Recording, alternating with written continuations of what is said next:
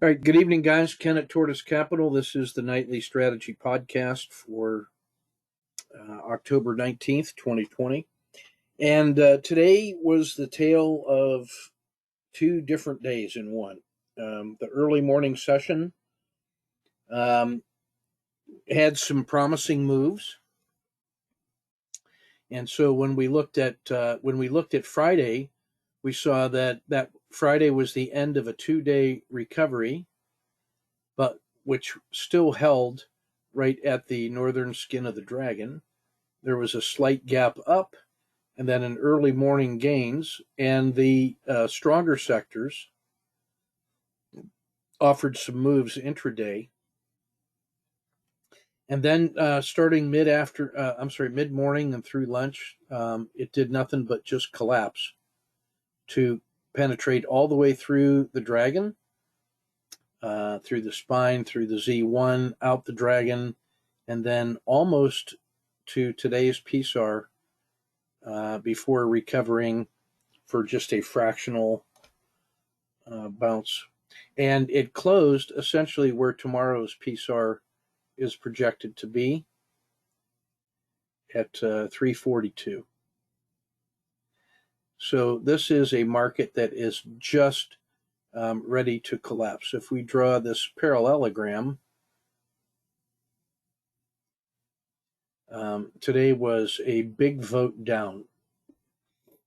And now to the downside, we have today's PSAR, tomorrow's PSAR, the Bollinger Band mean. Today's 10-day low was here,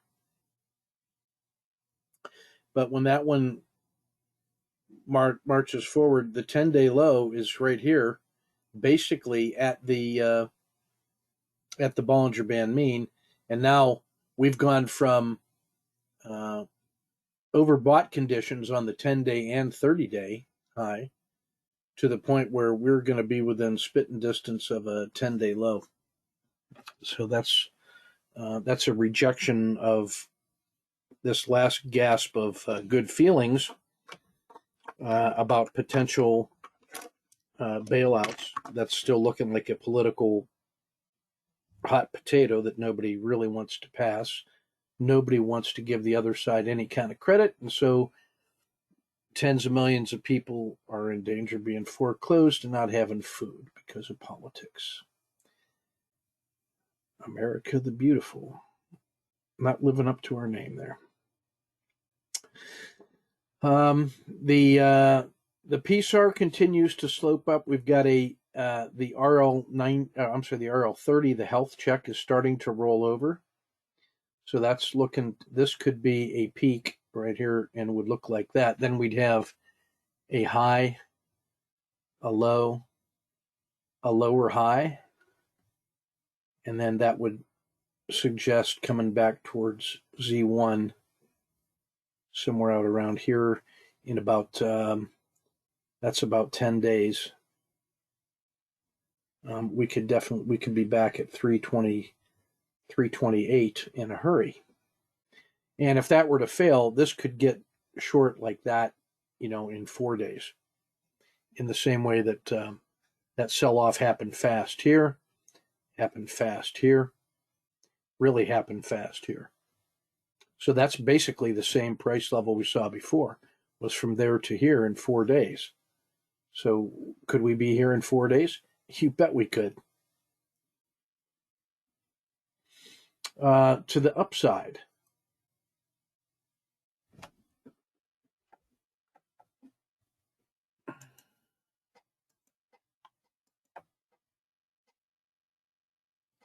Let's see what we can look at there.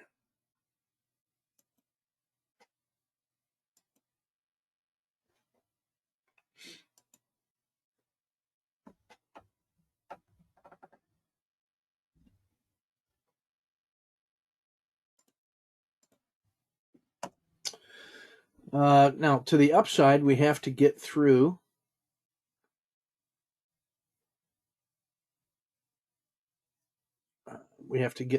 the skin of the dragon, the Z1 and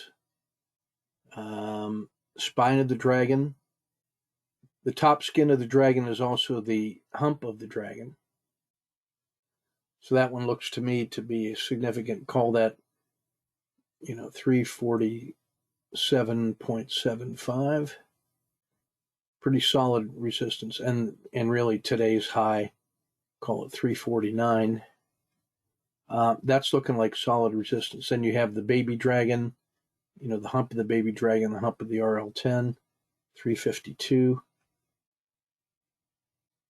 I don't see any scenario where that happens.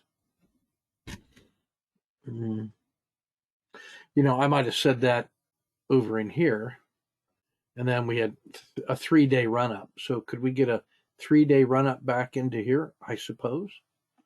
What's the basis for that, though? I don't really see that.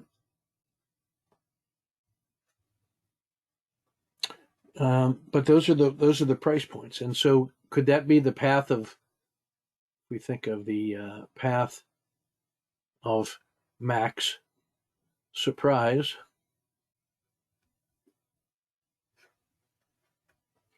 To me, that would be the upside move. I'm much more concerned about this breakdown through here. I see that as much more likely. But we now have the size of a good move up and a good move down from this critical state. So if you're put a yellow zone tint on that, just call that the yellow zone, and then a breakout from there above 342.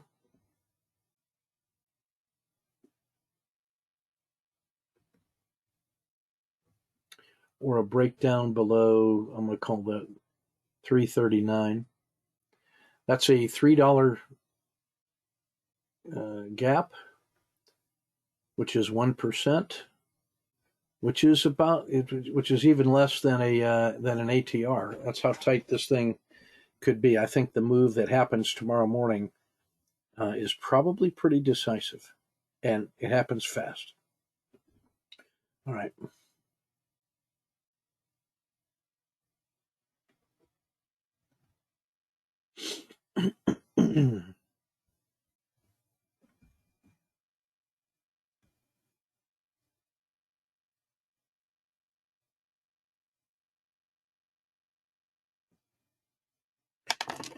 All right, let's see what we can get here.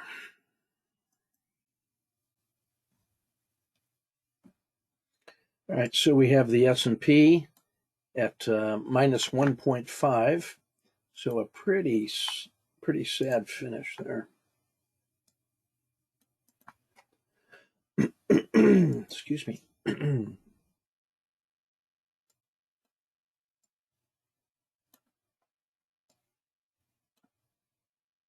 So minus 1.5 in the S&P.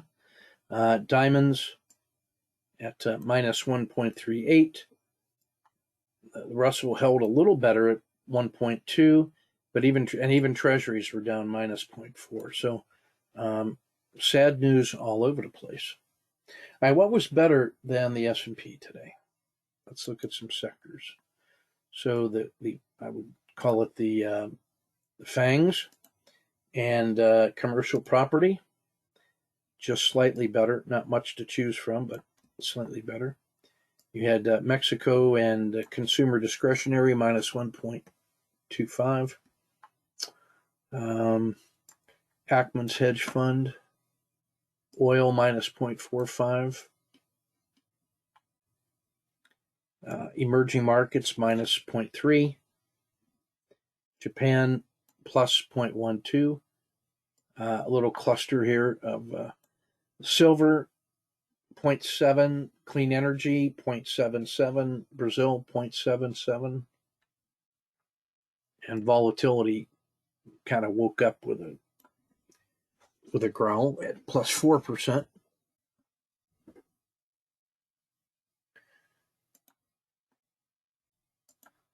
And then the companies that succeeded today, from the top down, we got Nikola 4.6. Then a bunch of the XLB series, the materials. So you got Cliff at 3%, U.S. Steel at 0.3, Alcoa,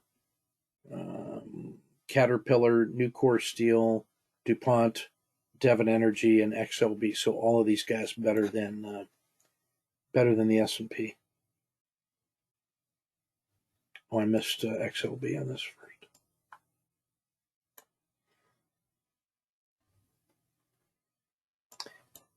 Twitter had a nice day.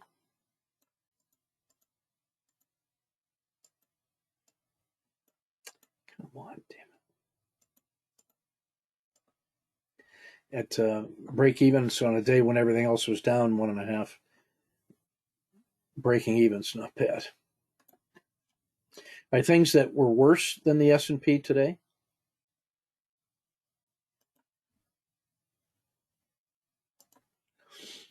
So we have finance and healthcare minus 1.6, tech minus 1.8, oil exploration and energy minus 2, excuse me, and 2.1. Wheaton bucked the trend in silver, being down 2 3/4. And then here's the triple techs down here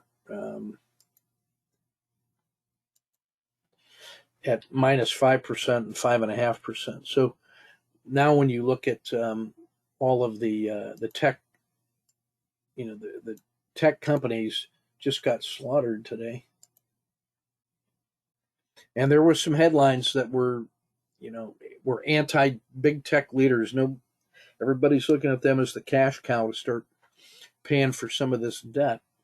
But you got Apple, Microsoft, Google, Nvidia, Cisco, Tesla, Amazon, all of the big boys, all suffering more than 2% losses. So all the leaders of the last 2 to 3 months just got slammed hard today on a very weak close. Does that create an opportunity? Yeah, maybe. Maybe a tactical play early, but I'd be ready to play hybrid frog in tech. So I'd be watching XLK as the bellwether. And then if you like XLK and it feels tradable, then you can execute in TECL and get the benefit of leverage. The other one I would watch would be the FANGs to see if the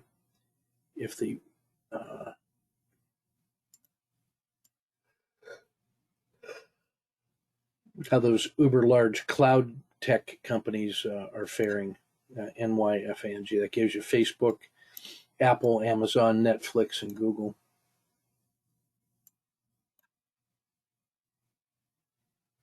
The only bright spot I saw today was that the Russell resisted the sell-off more, so there may be just some this may have been just a tactical sell-off today, but the size of that sell-off didn't feel like just tactical losses today. There was no buying interest whatsoever. All right, let's look at some trades.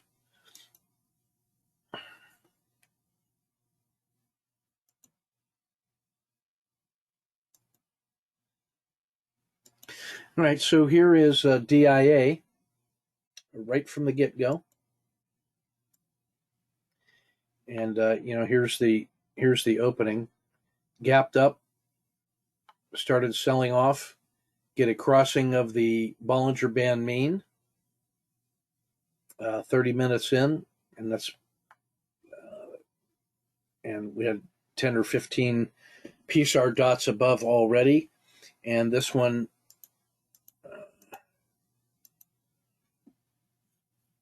had two big spike bars down that didn't feel any buying pressure at all. So we got short there with the stop in the usual location at the PSAR, and we'll leave that in place until we get, here's the entry, 1, 2, 3 PSAR dots beyond the entry. Then I move my stop down to the PSAR dots. With the selling that was going on across the board by this time, I just elected to adopt the PSAR rather than what would normally be like a Bollinger Band mean. This just felt more correct. And plus, that was such a strong directional move that it felt like I was safe picking this one, and a bird in the hand's worth two in the bush. And right here we get a 1, 2, 3, 1, 2, 3, 4, if you will. When that didn't show any signs of giving me another leg down, I just took that one, and then I took the supported spring crossing here, because that's what I do. So now we get that entry here. We're going to play the, that's basically the second PSAR dot trailing entry. And so I put the stop down here co-equal with the RL10. Then the PSAR flips here. Fine. Then, so I leave that in place until we are 1, 2, 3 dots above the entry. On the fourth dot, I move it up to here. And at this point, I'm just tracking, because I was satisfied with the PSAR trail here. I started doing the PSAR trail. At this point, there was weakness everywhere in the market. I said, you know what, I'm just going to lock this in. And then this ended up hitting a little bit later. So I felt like I got whatever was available in that part of the move. So this was one of those premonition days where there was broad weakness, and especially in tech land, there was no joy in tech. That didn't bode well.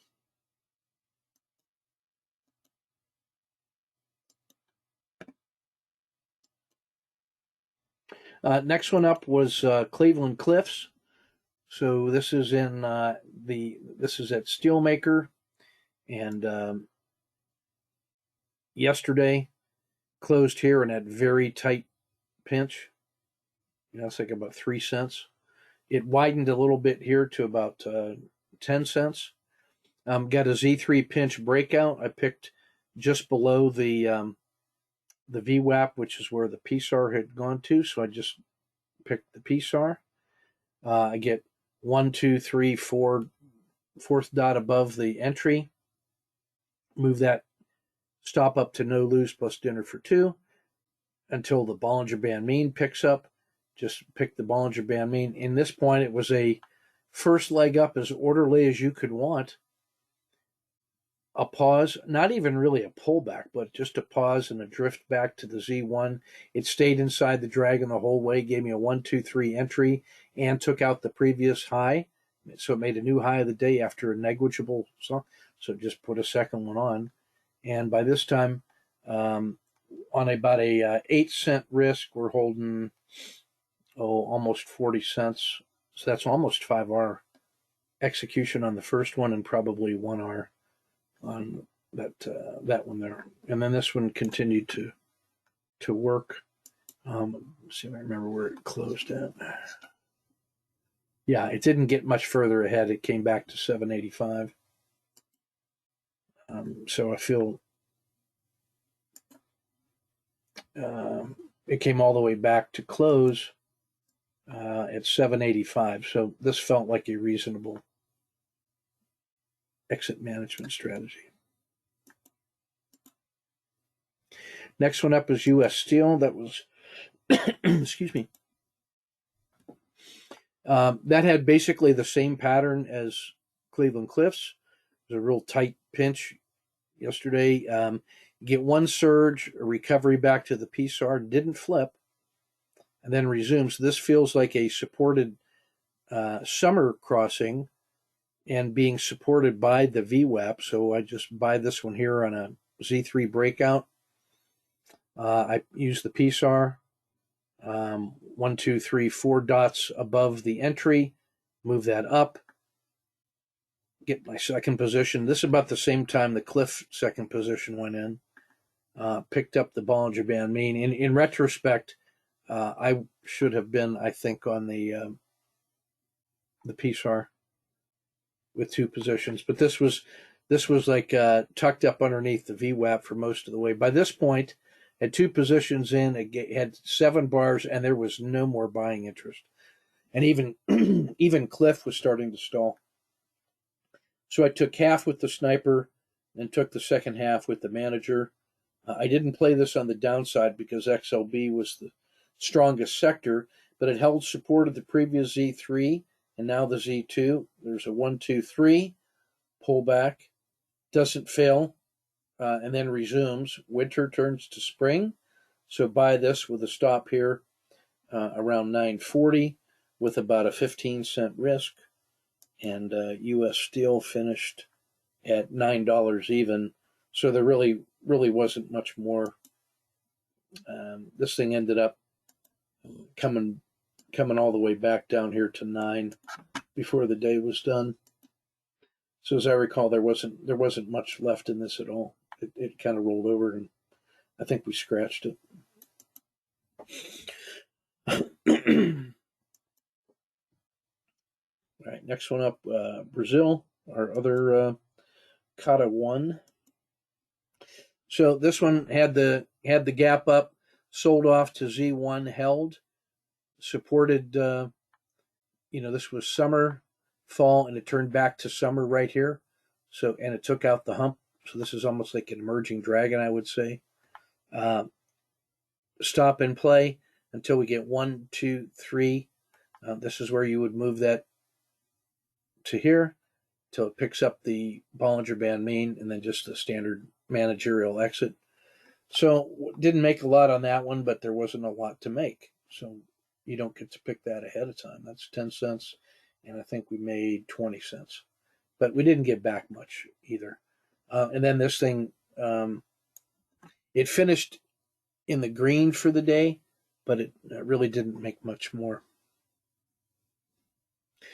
So that was the story of the day. The rest of the day was just horrible.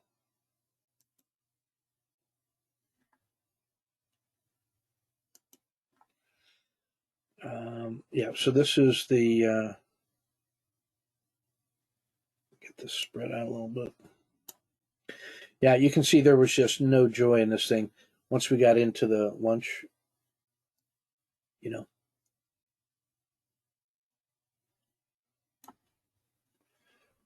So after the initial gap up and then collapse, you get nothing but a series of collapsing dragons all day, every day, anywhere you want. And this afternoon move was just decisive. And it didn't matter which index you were trading, you got the collapsing dragon. And on days when that works, it feels like, man, that may actually be all I ever need. I want you to notice how powerful this break of the triple bottom here is. When this thing breaks down and crosses below the RL 270 again at 1:45 in the afternoon, there is no joy. And you can see that there's a lot of volume being transacted because the VWAP is just coming down. And when you see the VWAP change that much during the day, there is a ton of volume being transacted down in here. The only positive thing that I can even point to is that's net positive on guys hitting the ask. So that may be guys buying some indexes on sale on a day when people were discouraged and disappointed and beginning to feel fear. So could there be a gap tomorrow and some gains? Sure, there could. But the broad-based weakness in tech everywhere today was just not good. If we were to look at XLK, yeah, again, you can see that late afternoon collapse was just decisive. The fangs, just as bad. Nothing, there's no joy there.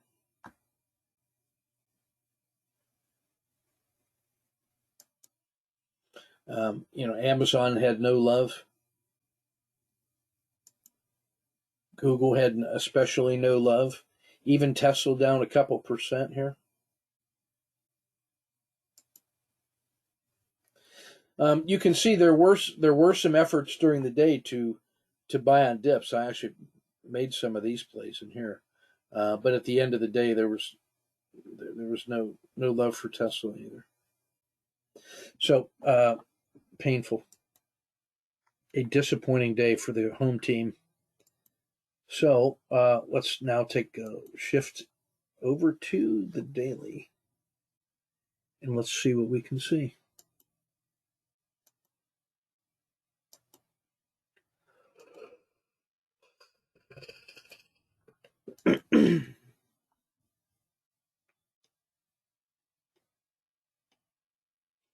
All right, so bullish normal, dramatically oversold today. Minus 15 means that broke through the previous 10-day low. Excuse me.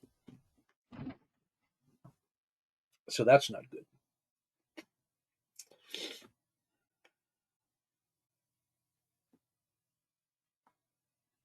ADX is weakening. Yeah. The ATR percentage increased a little bit from 1.49 to 1.57. So volatility is creeping back in here, and risk Z kind of rolled over here a little bit. That's looking like the downside there. That's looking like almost like this, where there's, after it comes out of the spring, it flirts with the zero line, but then gives you this. That's really the concern I have right now, is that it had 10 days in order to make this move up, and it really hasn't. So I'm worried about the downside right there.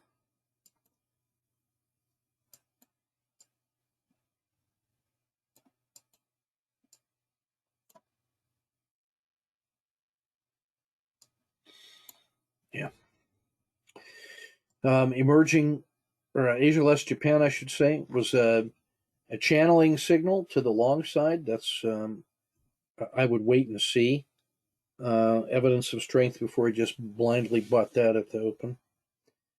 The non-techs were the min pain candidates today: 3M, Caterpillar, Walmart, McDonald's, Procter and Gamble.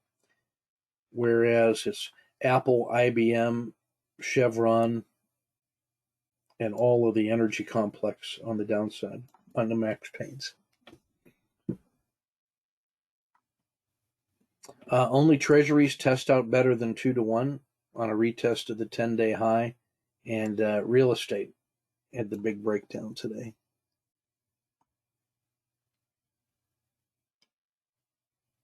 Oops, skip the Dow 30. Sorry. A couple channelings and overreactions in here. Visa and Verizon. Verizon has the added advantage of the 2.4-1.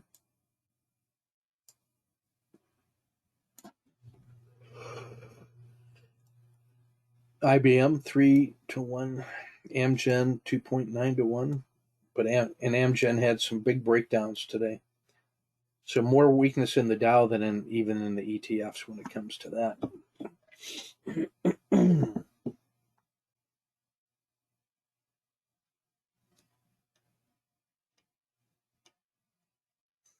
Only 5 symbols on the auto framer.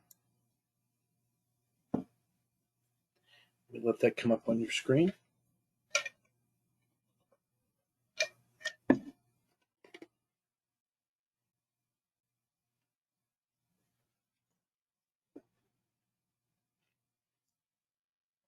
Treasury should be of interest as a defensive play.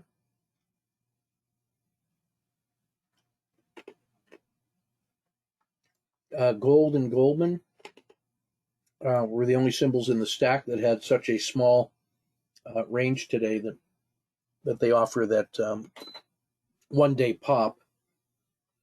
But treasuries are close, as is Brazil, silver, and XOP. So I think, heck, even Caterpillar, now that I know, some possibilities. Summer is dominating here. The ones that are in the fall, these are the ones that are showing the most weakness right now because they've already rolled over. When the bulk are in the summer, but you had a panic selling day like today, then these symbols are the ones that had the most weakness. Lots of red on the 3 and the 10-day. Very little joy. Real estate, energy, and XOP. That's all you need on the downside. And then the fact that the S&P and both the techs were big losers today. That's not good.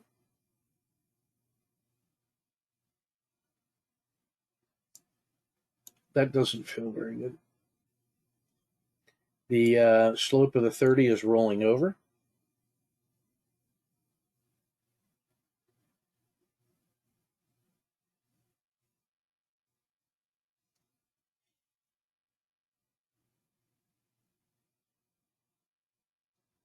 And volatility, which had peaked here, came down slightly below average, but is starting to hook back up. So that's a problem.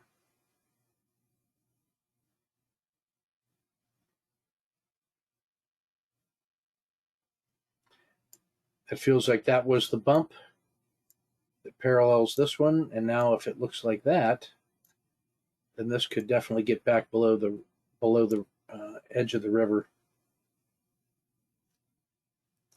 And that's all pointing down right now. That feels like this. Collapsing. And it also feels like this. Collapsing. Not good. All right, all signs point to caution, rig for heavy weather. All right, guys, that's everything I got for you. We'll get this published and posted and hung on Patreon for you. And we will see you in the chat room tomorrow.